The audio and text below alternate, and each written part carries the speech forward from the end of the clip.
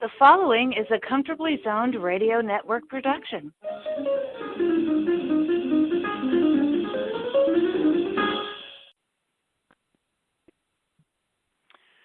Yo, Philly, how you's doing?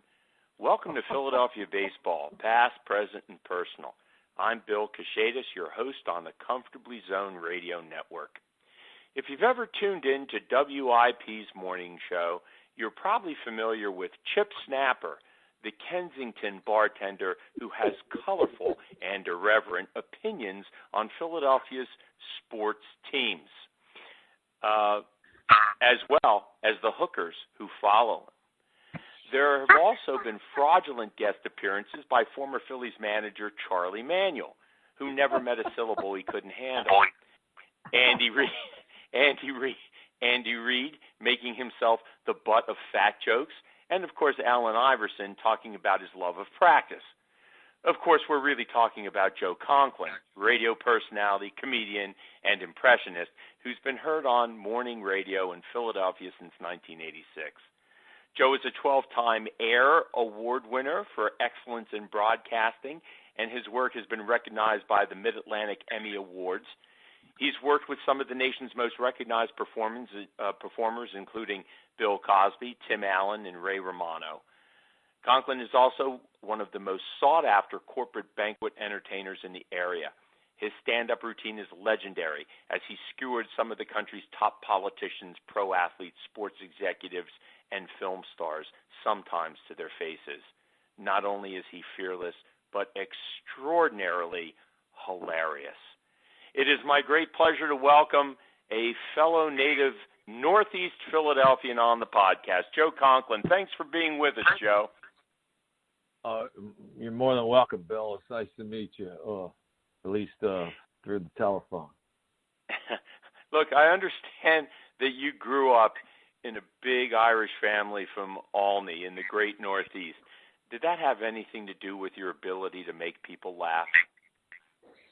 I had everything to do with it. I think my family kind of, what would the word be? Groomed, shaped, pretty much everything I did in my career.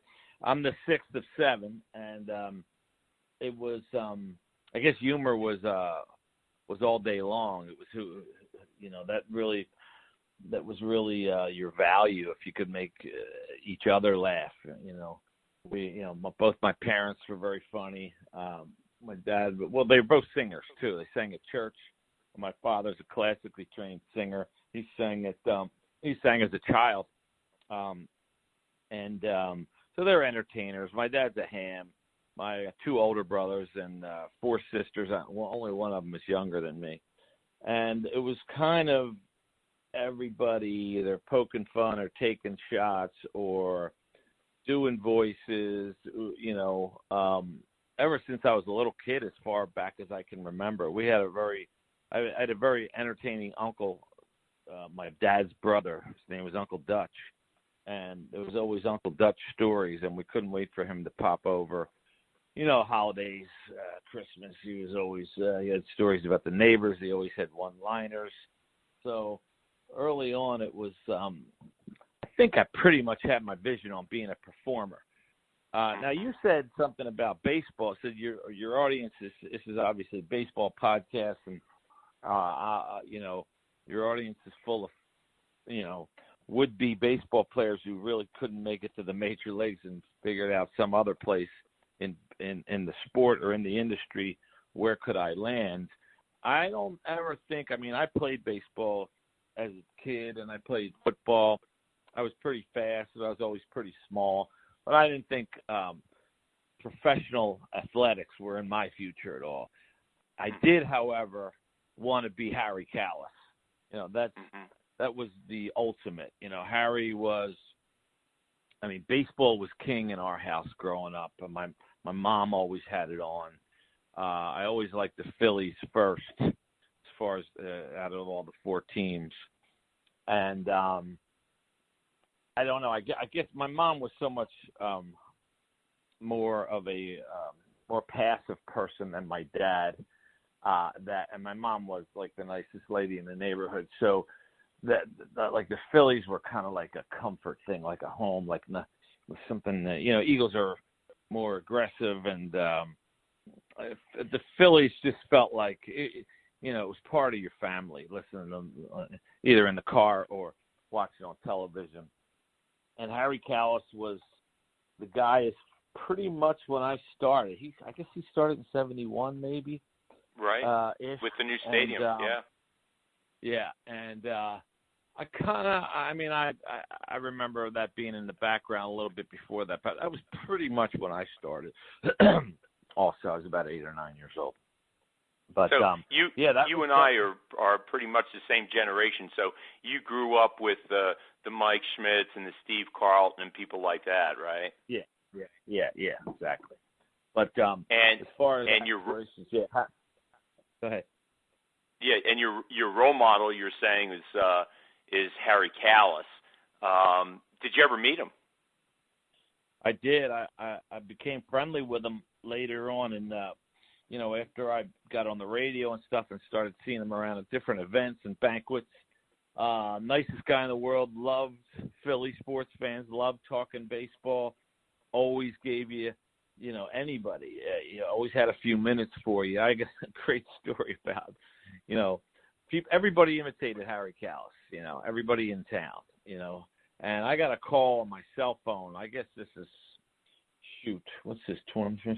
I would say almost 20 years ago. And somebody's on the other line says, "Hello, Joe, this is Harry Kalas." And I'm like, who's this guy? Somebody's, playing with me here. And I just said, I just listened. I said, "Hello." And I listened, and he said, "We wanted to attend the Knights of Columbus show, and they're telling me that it's sold out." I said, "Oh, my God, it really is, Harry." So I used to do the nights out in Springfield on Baltimore Pike and Baltimore and Bishop. They knocked it down about 10 years ago, but that was a great venue for me. And Harry lived in outside Media, so it was pretty close. Harry came. Harry wanted to attend with his son Kane and a classmate or two. The kid was still in high school, and I said, "Yeah, it is sold out, Harry, but I think I can talk to them and squeeze you in somewhere." So now you're all doing this kind of tongue in cheek because you don't know this is really Harry Kalas, right? No. After he started saying something as simple as, most people talk, "Hey, that's out of here." He was using regular sentences and using, just regular parlance, and they're telling me it's sold out. And nice and slow. I'm thinking, Christ, this is Harry Kalas.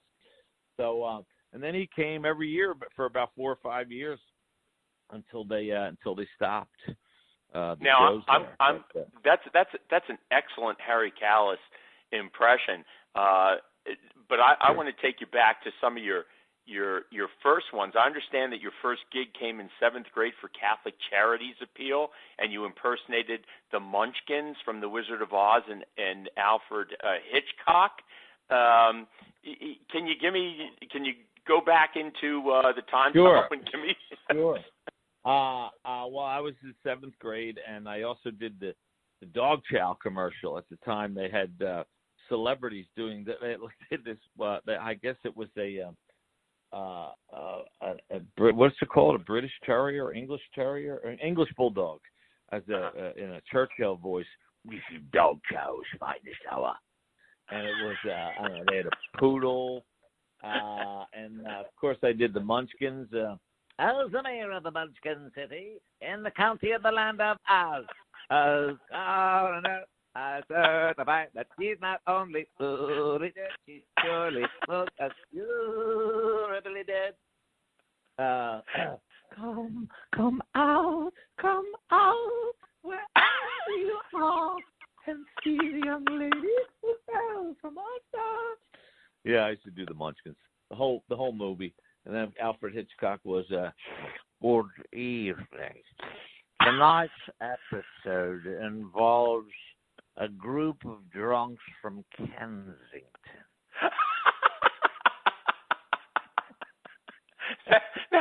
Now tell me, were there any other ways you endeared yourselves to the nuns that taught you? Where did you go to elementary school? I went to St. Helena in Olney. Okay. Smith and Godfrey. And, it's funny. We got in trouble a lot, and but I remember specifically one day, I guess it was 6th grade or so, that they had a bunch of us in detention for whatever reason, any different number of reasons, and I remember that they called me out, and they said, Sister Helen said you can do Sister Rose's voice. Can we hear that? And I thought, oh, God, I guess I'm in trouble here. And it wasn't until they started laughing that I realized what they were doing. They wanted me to entertain a little bit. But, at Cardinal Doherty High School, I understand that you refined your shtick by doing the clock at varsity basketball games and talking crap through a Dixie cup. How does that work? That's halfway correct. I did the PA at Doherty my senior year, but I don't know why. I guess they didn't foster the announcing as much as they do now. They didn't even do the PA. I think they had a kid reading the starting lineups. There wasn't a big deal. They didn't put an emphasis on it. They didn't care about that. But it would be a great idea to start a whole program for would-be announcers. Kids who want to get involved in the field to announce everything. But it started when I was in 8th grade. When I was in grade school, I guess 6th, 7th, 8th grade, my brother was coaching the CYO team, the high school kids, and I used to keep the clock on that game, on those games, and there was no PA system. I was just yelling stuff out as Dave Zinkoff. I would do the game as I would cup my hands, I would cup my hand and put it next to my, my face there and say, Willie Mae, and people must have thought I was like, special needs kid of some sort.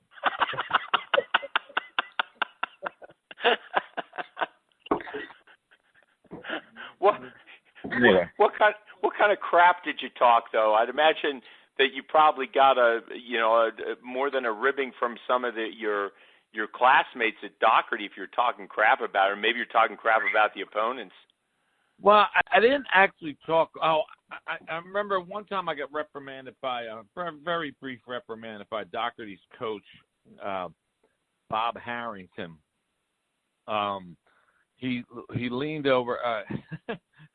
Thank God we didn't have a great team that year, but we were winning this particular game. And I remember, I used to do Zinkoff and mix in Bill Campbell. Oh my, what a basket! And Dan Baker. These changes.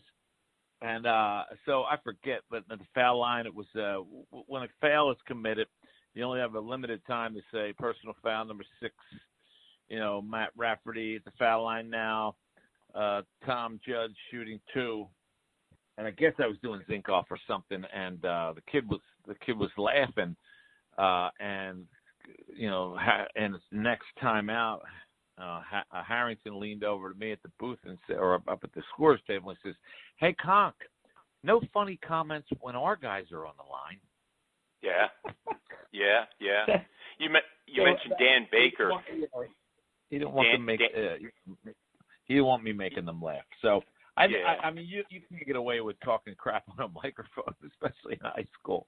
I did get reprimanded at a football game, a Doherty football game once by a ref by the name of Ralph McNally. Both those guys are deceased now. But no, I used to do when the refs started getting mic'd in the NFL. I pretended they were mic'd in high school anyway. So they would give you preliminary, and then they'd mark it off. They'd march off 15 yards for holding or whatever, and then they'd make the holding signal again, and I would say, holding number 55 defense, or 65 on the offense. Still third down. And people were looking around like, what the heck's going on here? I didn't know the refs were mic'd. And that kind of stuff. And then I made an additional comment halfway through that game.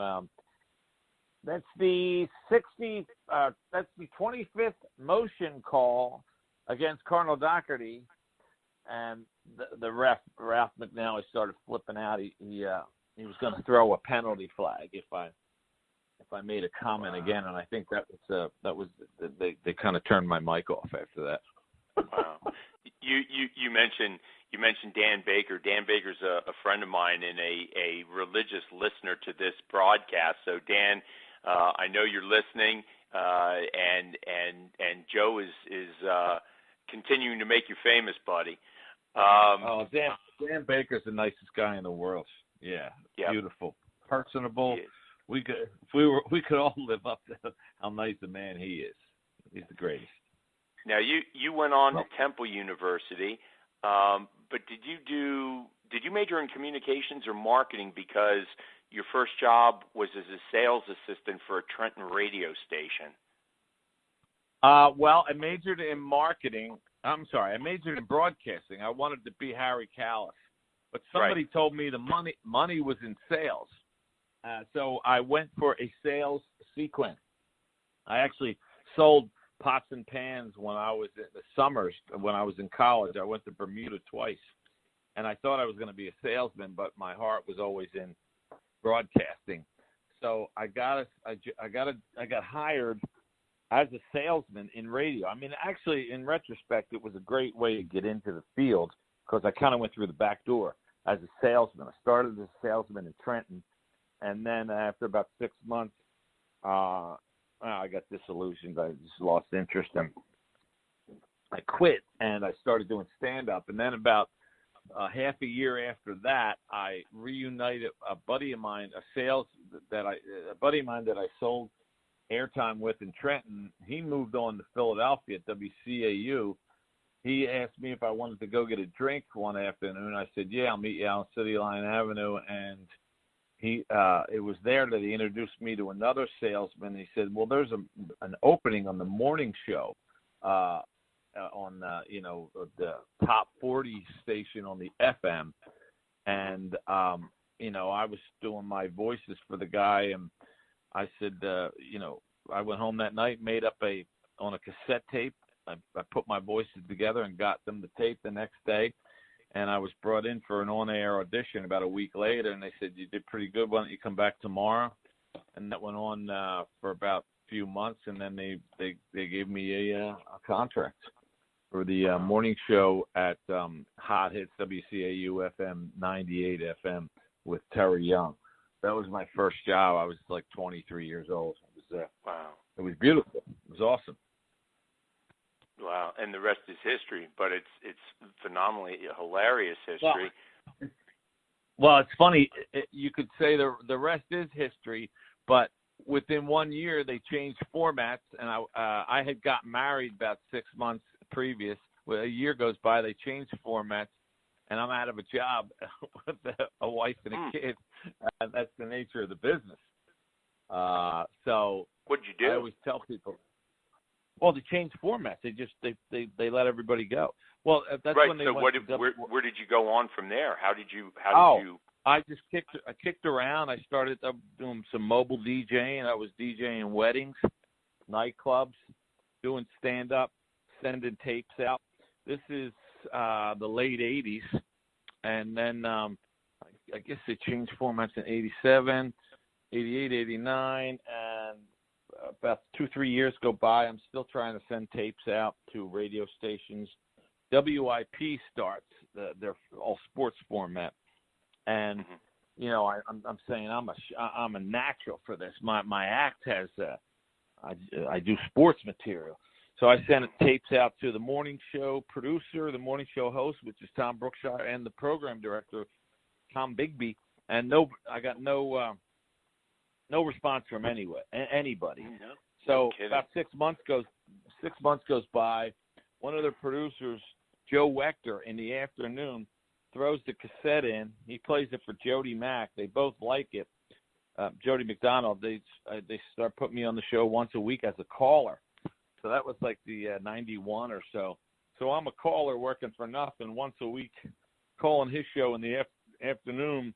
And about a year goes by, and the morning guys start hearing it. They're playing tapes of me from the previous afternoon on the morning show. Finally, they said, well, why don't we just hire this guy and we'll have him do some bits that we want to do. And it was the same kind of gradual piecemeal thing, and pretty soon I was a regular. And that's the way it worked. You really had to hustle. I mean, people don't understand that that humor really is a craft, and it's like writing and painting or music. You really have to work, not only to hustle to get to get your opportunities, but to improve your craft. You really have to work hard. And I say this all the time, being funny is difficult. I mean, I always threatened to quit teaching and become a stand-up comedian, and I got nowhere, not even an iota of the talent that you have. And I can't do impressions or anything like that. And frankly, a lot of my students don't find my jokes funny because they're corny. But, how do you prepare for your shows, Joe? So much surround yourself. Surround yourself with great people. I mean, jokes are hard. It's hard to write jokes. I've always had the impressions, but to say funny things in these voices has been the challenge forever. I've had a joke writer working with me, a guy by the name of Mike Doherty, for more than 30 years now. Probably back since we started with right after the Jody Mack period. Mike used to work at SEPTA overnights, and he'd be I give him assignment. I'd give him an assignment in the evening, and by the time I got up from work in the morning at 4 o'clock, I'd have 3, 4, 5 jokes ready for me. And that the other guy is Joe Wechter, the producer. He's the call screener. He's the producer of the show. He's got his finger on the pulse of everything. He's a great guy to throw stuff off. He's a great reactor. He throws me lines every single day. I guess I don't know how to best explain it. You get better at it as you go. There are some courses, some seminars that you can take on joke writing. But it's basically, you brainstorm, you try to get you need a point of view, and there's several techniques. It's actually a little science about it. There's rules. People don't want to hear that. It's because it's really not funny, but it's about writing and lining stuff up, broken sequences. There's about 15 forms of humor, and then there's little tricks and little I don't know, methods of writing that humor within each one. And I did take a course at Temple on humor writing, believe it or not. It was 4 courses under the journalism department. My sister, who majored in calculus, would always be astonished. She's taken these insanely hard courses for 2 credits, and I'm getting 4 credits for writing jokes or learning how to write jokes. But we're both better off for it today. So I don't know. I remember going up to. I had a job where I sent some tapes out to a comedy services outside New York City, and I was doing George Bush.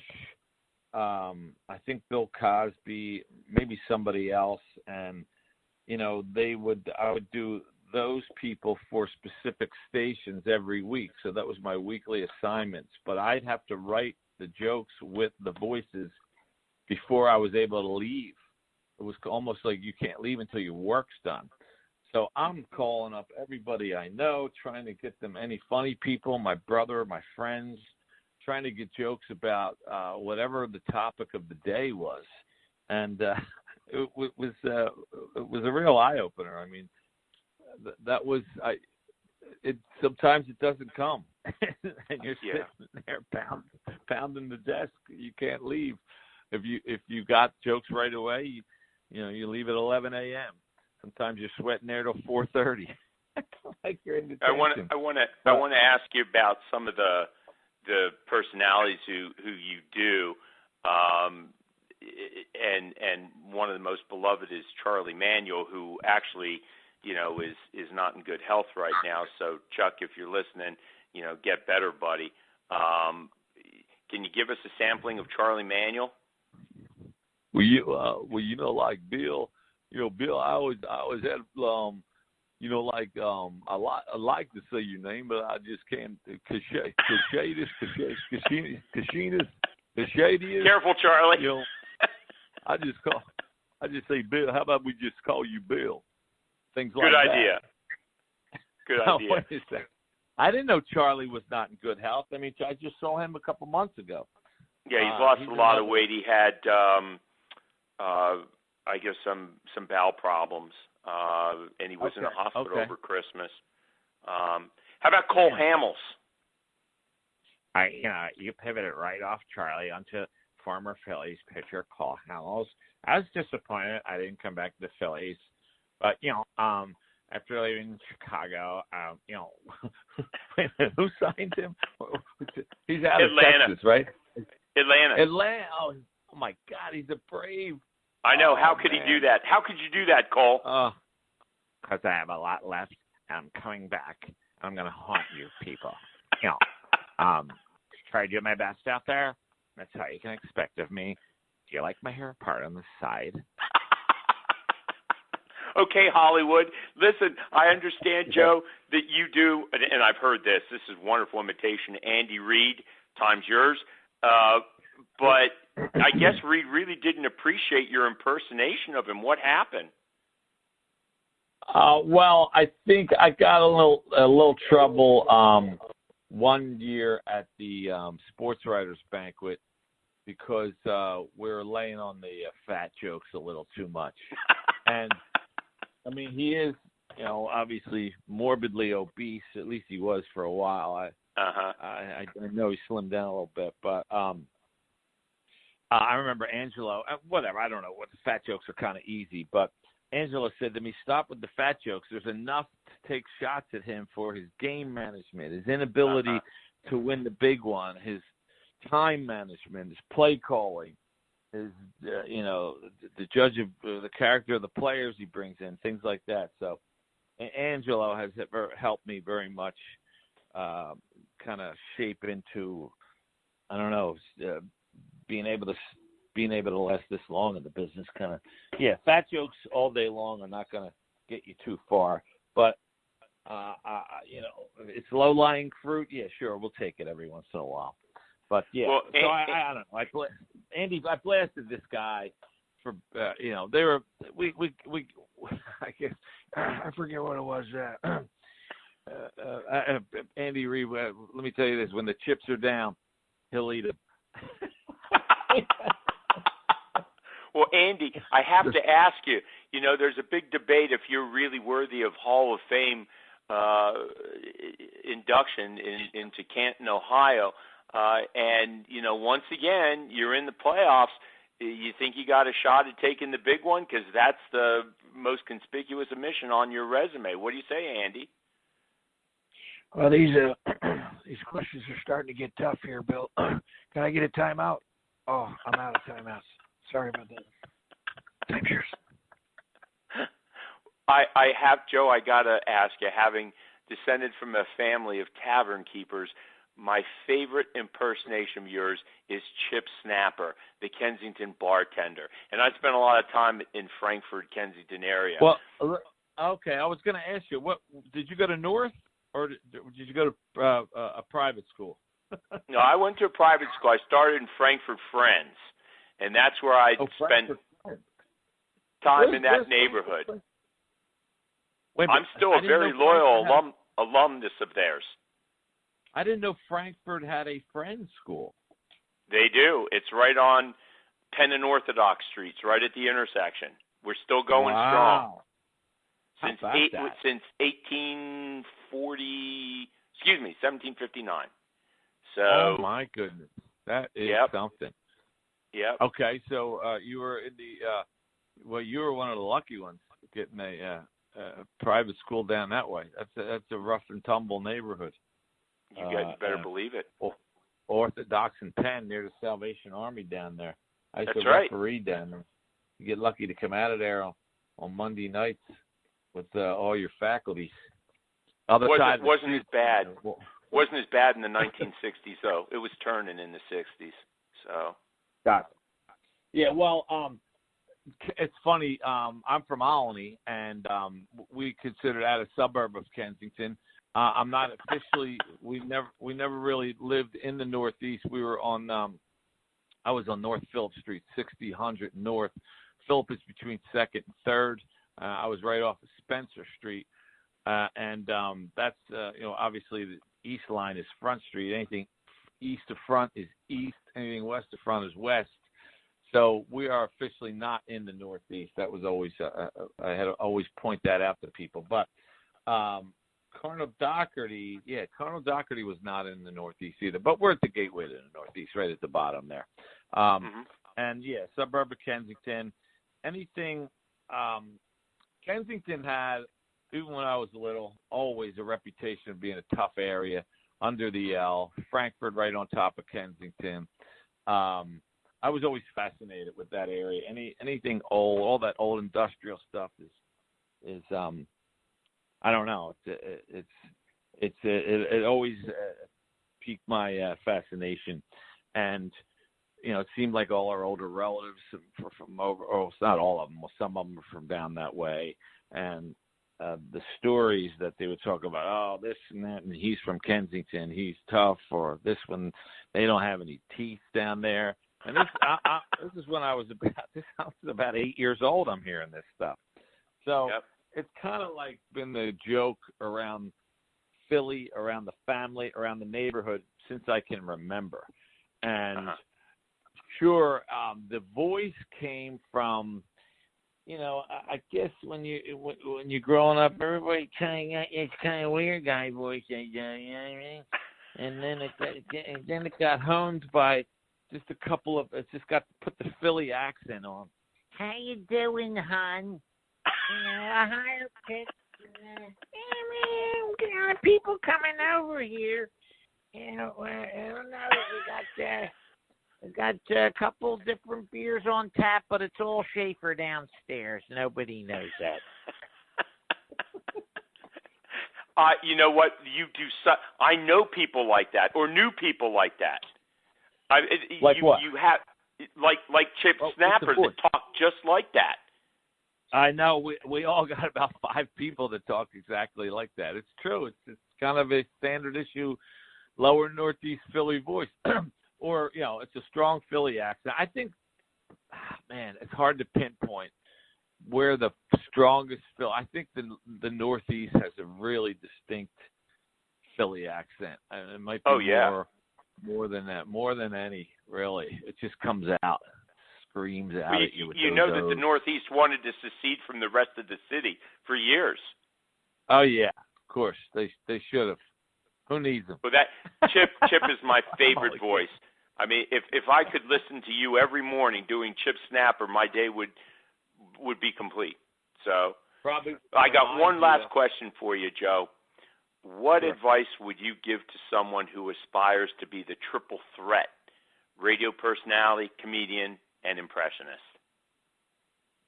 I would say, and this is what was told to me, anytime you see an availability of like a microphone, you get on it. I lectured in high school, or I was a lecturer at Mass when I was in high school, because that was a microphone there. Sometimes there's a chance to read the announcements in high school. Even if you have to go to Kmart, you work there, you want to be the guy that announces the blue light special. Get on that mic. Every chance, every possible opportunity that you see, and if there's no opportunity, try to create one. You gotta force the action. they do not come to your house to come and get you. You got to go reach out for it, and if it's not there, you got to create it. Mm-hmm. We've been speaking with Joe. I'm sorry? That's fine. No, cool. that's basically the message that I got growing up. You know, you got to go out and make it happen. I mean, it's kind of like everything. You know, it's the same stuff. But anytime you hear somebody speaking, you say to yourself, how can I do that? I want to speak in front of people. Great advice. The only way you get better is through repeating the reps over and over again. Yep. We've been speaking with Joe Conklin, unquestionably the voice of Philadelphia sports and the funniest radio personality in the Delaware Valley. To book Joe at your next corporate, private, or special event, contact him at joeconklin.com. Joe, thanks for being with us, buddy. You're the best. Thanks for all your kind words. I appreciate it, Bill, and all the best to you. And thank you, Philly fans, for tuning in. See you next week for another podcast of Philadelphia baseball, past, present, and personal. This is Bill Kashatus, rounding third and heading home on the Comfortably Zoned Radio Network. Abby! The proceeding has been a Comfortably Zoned Network production. You are advised to keep your dreams wet, your humor dry, your children and grandchildren out of military recruiting offices and off the laps of clerics who wear dresses. Thank you for listening, everyone. Happy trails.